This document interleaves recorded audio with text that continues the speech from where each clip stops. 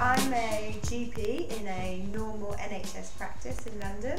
I work about 2.5 days a week in a very large practice in inner city London, quite a deprived area, so very busy practice, lots of great experience.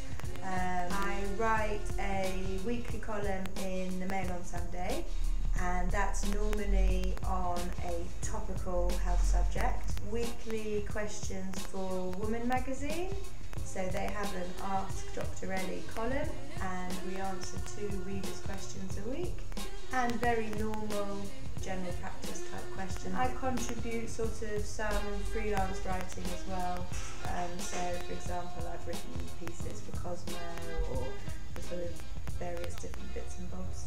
I've always done a lot of writing, even when I was younger. I've always been interested in journalism and the media, and also it's the only opportunity doctors get actually for health education.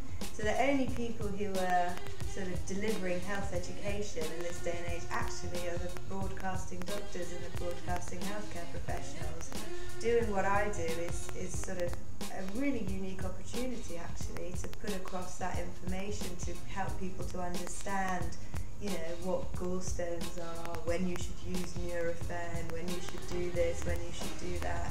So actually it's a really lovely opportunity to do that, and there's not really much opportunity to do that in normal clinical practice. No. I think I have good relationship with a few PRs actually, and I attend quite a few press things. Obviously again it's juggling with clinical time, so it's really dependent, to be honest, on times of day that they're on. Yeah. Again, I'm going to give up the time if I think it is something I could write about or a product I could feature. I try not to just sort of turn up for the goodie bag. And I've started to do work actually for PRs, so sort of maybe actually things like radio days and things like that, so getting involved as well on the PR side.